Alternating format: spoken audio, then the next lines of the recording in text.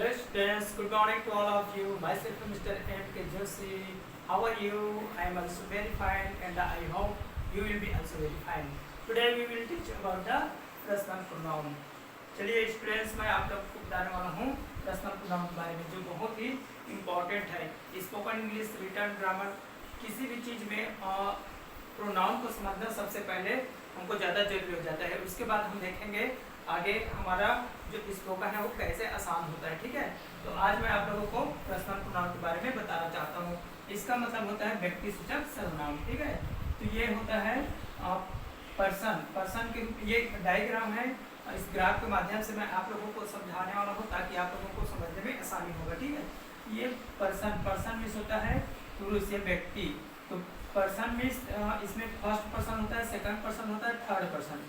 First person मतलब होता है प्रथम व्यक्ति यानी कि वक्ता जिसको बोलते हैं, जो कहता है किसी बात को, यानी कि वो फर्स्ट पर्सन होता है। सेकंड पर्सन जो सामने में हो, जो सुन रहा हो, वो सेकंड पर्सन होता है। और थर्ड पर्सन जिसके बारे में बोला जाता है।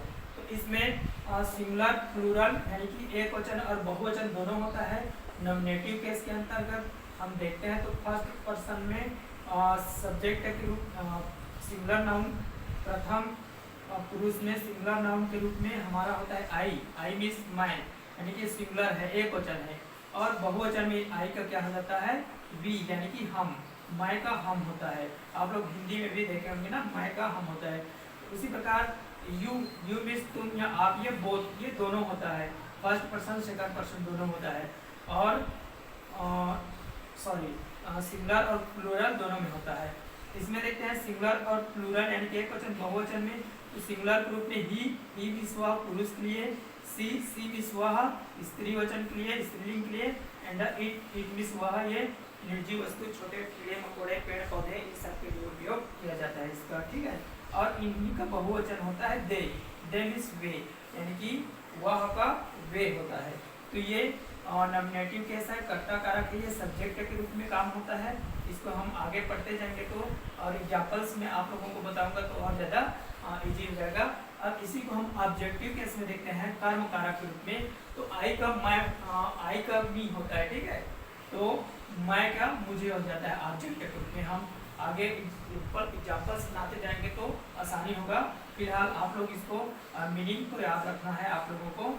वी मिस हम होता है तो अस मिस हमें हो जाता है ऑब्जेक्टिव के रूप में। यू मिस तुम या आप होता है तो और यहाँ ऑब्जेक्ट के रूप में भी ये यू ही होता है।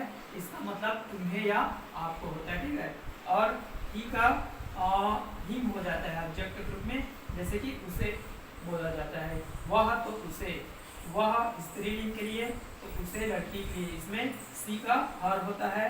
और इट मिस वह और इट मिस उसे भी होता है ऑब्जेक्ट के रूप में। और संबंध में भी इसका इट ही होता है, इसको याद रखना।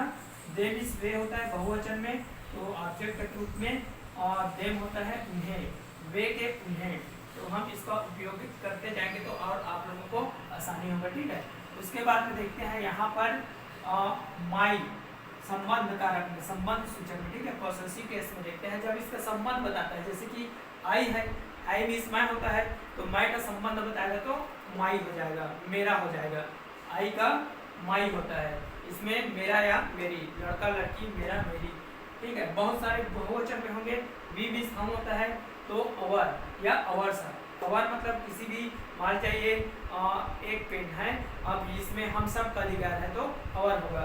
यानी कि मान लीजिए यहाँ बहुत सारे पेन हैं तो उसमें हम सब का अधिकार है तो वो अवर्स हो जाएगा, है ना।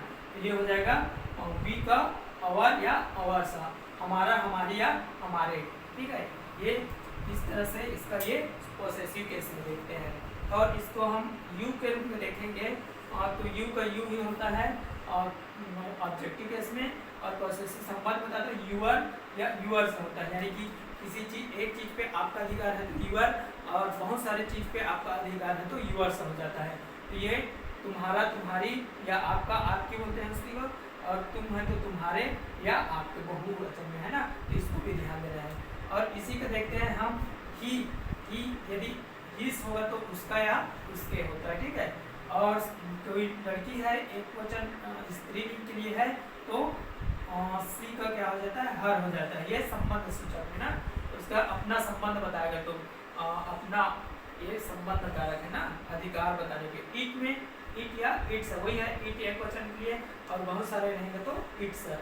इसी प्रकार दे मीन्स वे, तो देयर मीन्स उनका, ये उनका अधिकार है और बहुत सारे हो जाएगा तो देयर्स उनके।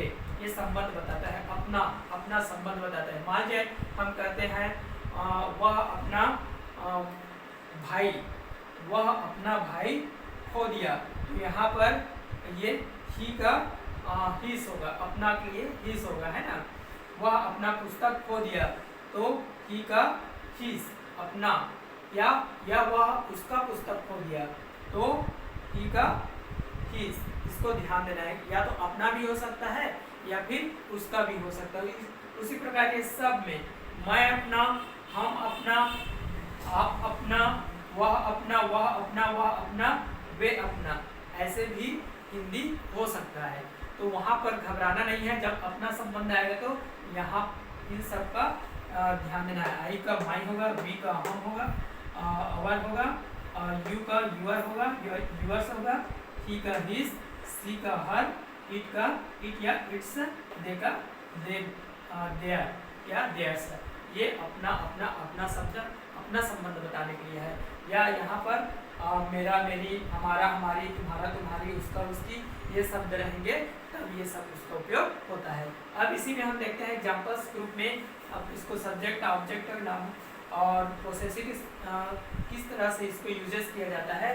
तो फर्स्ट हम लोग देखते हैं यहाँ पर ही प्लेस क्रिकेट, वह क्रिकेट खेलता है, तो यहाँ पर ही जो है सब्जेक्ट के रूप में प्रयोग किया गया है। अब मान लीजिए यू बीट हिम, आप उसे मारते हो, तो ये ही का हिम में यहाँ पर ऑब्जेक्ट के रूप में यहाँ पर प्रयोग किया गया, ठीक है। और उसी प्रकार दिस इज हिज बुक, यह उसका पुस्तक है, तो यहाँ पर हिज शब्द जो है संबंध सूचक के रूप में या पोसेसिव केस के रूप में प्रयोग किया गया है। इसी तरह ये एग्जाम्पल्स है, आप लोग और आगे से एग्जाम्पल्स देखते जाएंगे, पढ़ते जाएंगे, और यहाँ हम लोग ग्रामर सीखते जाएंगे, तो धीरे धीरे हम लोगों को आसानी हो जाएगा। हम लोग आसानी से एकदम, आप लोगों को पता नहीं चलेगा कि कैसे हम लोग इतना ज़्यादा अंग्रेजी इतने जल्दी सीख गए। और मीनिंग नहीं जानते हो तो कोई बात नहीं, धीरे धीरे हम लोग ऑटोमेटिक सीख जाएंगे, क्योंकि कोई पहले से सीख कर नहीं आता है, धीरे धीरे मेहनत करता है और वो सीखते जाता है। वैसे ही हम लोग भी मेहनत करते जाएंगे और सीखते जाएंगे। जितना ज़्यादा मेहनत करोगे उतना ज़्यादा आप लोग सीखते जाओगे। हर दिन ऑटोमेटिक आप लोगों को थोड़ा थोड़ा मीनिंग याद होते जाएगा। और एग्जाम्पल में देख आप लोगों को एक और बताना चाहूँगा, क्योंकि ये सब्जेक्ट, ऑब्जेक्ट, वर्ब्स, एप्रीवर्ब्स, ये हमारा ट्रांसलेट के लिए बहुत ही जरूरी होता है। तो मान लीजिए एक एग्जाम्पल मैं बताता हूँ। यहाँ पर Raj was eating mango on roof in the morning. यहाँ पर देखिए राज सुबह छत पर आम खा रहा था। तो जैसे कि हमने कल उस अगले सेशन में पढ़े थे कि सब्जेक्ट की पहचान कैसे करना है, ऑब्जेक्ट की पहचान कैसे करना है, वर्ब की पहचान कैसे करना है। तो यहाँ पर हल्का सा मैं बताना चाहूँगा, जैसे कि सब्जेक्ट है कोई भी करता, तो हमको कोई भी वाक्य है तो वर्ब के पहले कौन, किसने, किन्होंने का प्रश्न करना। जैसे यहाँ पर एक सेंटेंस है, राज सुबह छत पर आम खा रहा था, ठीक है। तो कौन खा रहा था, तो यहाँ पर आपको ये राज शब्द आएगा, है ना। राज ऑटोमेटिक आपको दिमाग में फट से आ जाएगा, कौन खा रहा था, तो राज खा रहा था। तो ये हो गया राज हमारा क्या है, सब्जेक्ट के रूप में, ठीक है। तो जब कौन से नहीं आएगा तो किसने या किन्होंने से करेंगे तो जरूर हमारा आंसर आ जाएगा। उसी प्रकार अब ये सब्जेक्ट हो गया, और ये हमारा हेल्पिंग वर्ब्स है। यहाँ पर मैं जो बता रहा हूँ आप लोगों को, ये कैसे यूज होता है, कौन सी टेंस में कौन से हेल्पिंग वर्ब्स, वो आगे देखेंगे।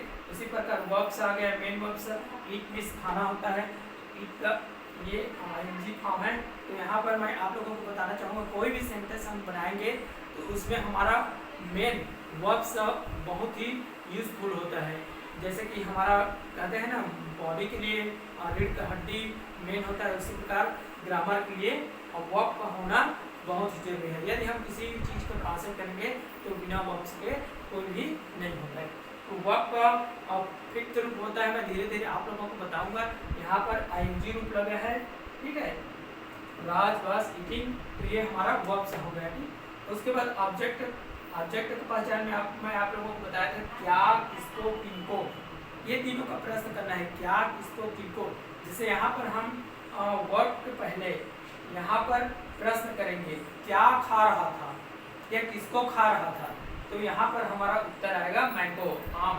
तो ये आम जो है हमारा ऑब्जेक्ट के रूप में प्रयोग किया गया। तो इसी को बस याद रखना है, कौन, किसने, किन्होंने का प्रश्न करेंगे तो सब्जेक्ट आएगा, क्या, किसको, किनको प्रश्न करेंगे तो ऑब्जेक्ट आएगा। ठीक है, उसके बाद में हमारा जो यहाँ पर ये रूप शब्द हुआ है यानी कि छत, तो यहाँ पर वो स्थान है, और उसके बाद टाइम, इन द मॉर्निंग। इस तरह से हम सेंटेंस हमारा छोटा हो या बड़ा हो कोई फर्क नहीं पड़ता है, जितना छोटा रहेगा उतना छोटा बनेगा, बड़ा रहेगा तो बड़ा बनेगा, और वो सब फार्मूला के आधार पर रहता है। जैसे हम फार्मूला को सीखेंगे तो वैसे हम ऑटोमेटिक इंग्लिश बनाना सीख लेंगे। सो थैंक्स गाइड, आज का बस इतना ही। अगले सेशन में हम फिर अगले चैप्टर के लिए आएंगे। So you can like me my channel and subscribe my channel, after that you will get information immediately. So thank you.